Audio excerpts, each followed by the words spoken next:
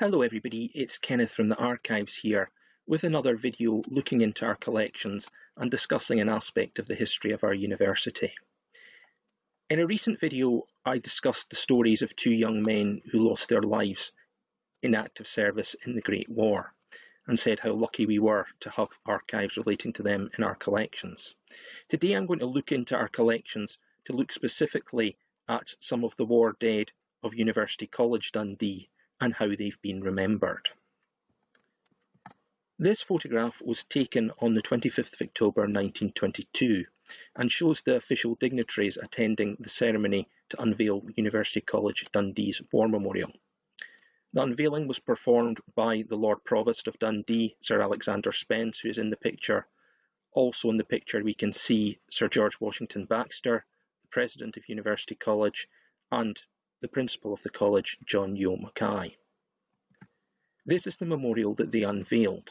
Now, if you know the university today, this isn't the War Memorial, it's still there, although all the names are still there. Why is this War Memorial not still there? Well, it's a complicated story.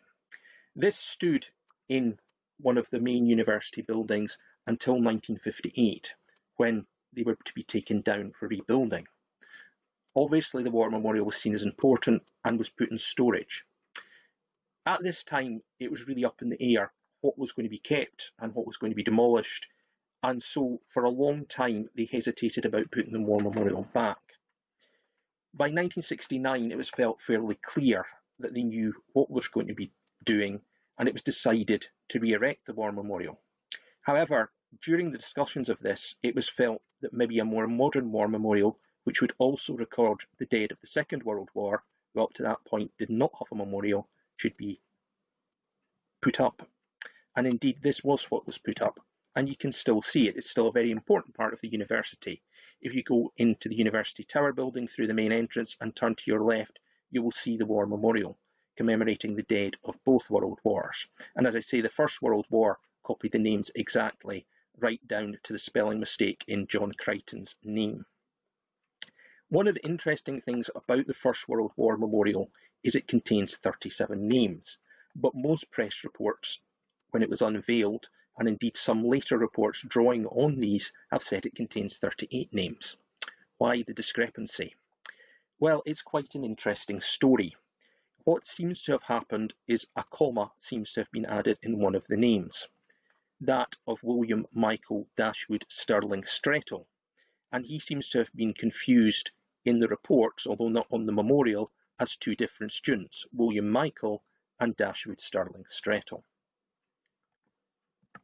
However, although it contains 37 names, that's not the full story. A few years ago, I decided I wanted to find out more about the University College Dundee staff and students that lost their life in the First World War, because there was quite a few we didn't know much about, although as I'll go on to explain, there are some notable exceptions to this.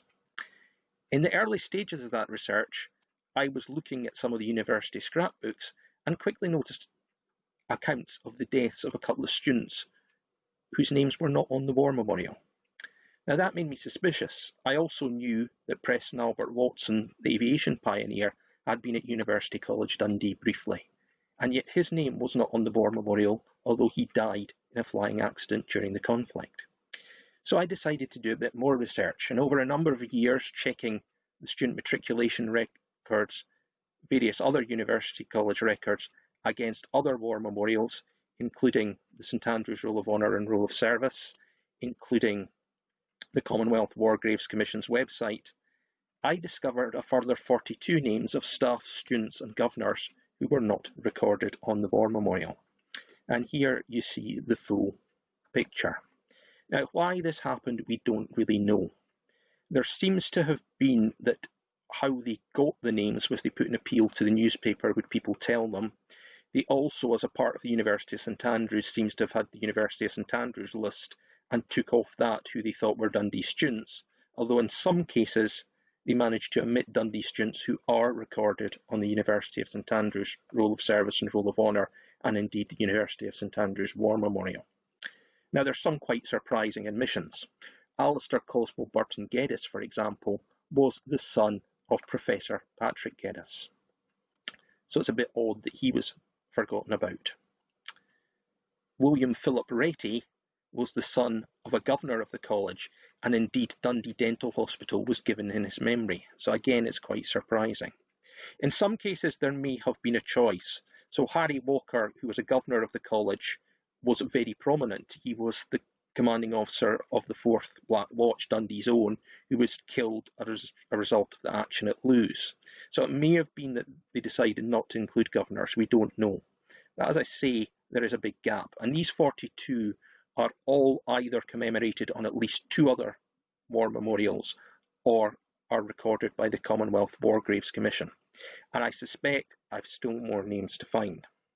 In terms of the Second World War, I haven't done that much research yet, but there are some signs there may be names missing from there as well.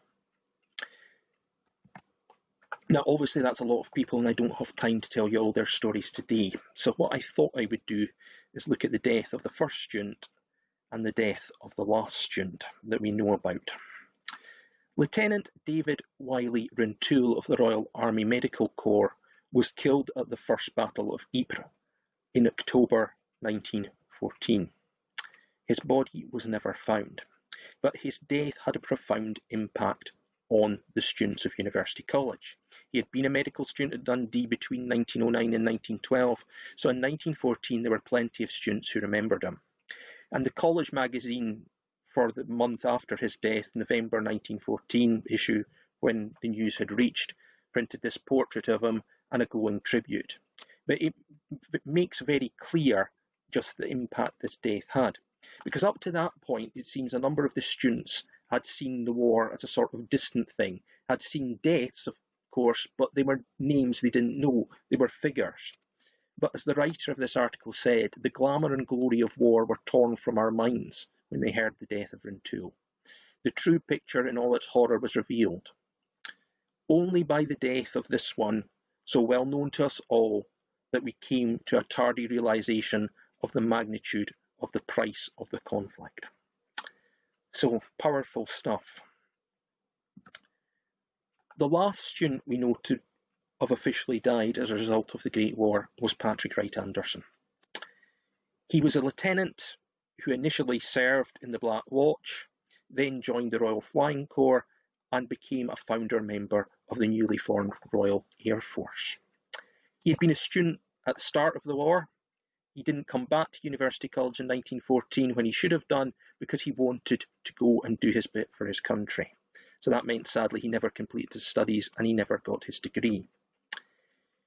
Very sadly, in June 1918, while serving with the RAF as an observer, the plane he was in was attacked by a number of German aircraft in Flanders. And although he survived that encounter, he was very severely wounded, and his wounds needed to be treated for the rest of his life. Despite a number of attempts to try and save his life, he was able to survive, but it was ultimately a losing battle, and he died on the 2nd of November 1921 in Arbroath, where he came from, after a long, long, brave struggle. Now, we're very lucky that we know quite a lot about Patrick Wright Anderson, or Pat as he was known to his friends and family, because his nephew, also called Pat, named after the uncle he never knew, has really devoted much of his life into finding out more and getting across the story of his uncle. And very kindly, he has given us a number of records and a number of writings relating to him, which is great because it's somebody we're able to tell the students about. It's a good way of ensuring that the memory of Patrick Wright Anderson and the students of that era who lost their lives are kept alive. So we're really grateful to the younger Pat Anderson for all his material he's given us over the years.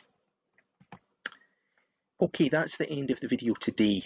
Obviously, there's a lot more I could say. If you are interested in anybody that's on the War Memorial or not on the War Memorial that you know was at University College during the war, please get in touch because I might well have something I can give you. If you know any other stories that we don't know about or you don't think we know about, again, please do get in touch and tell us because we're always keen to know more about the staff and students who were involved in the Great War and indeed the Second World War. Okay, thank you very much for watching this video. Stay safe, take care, and we'll have another video for you soon.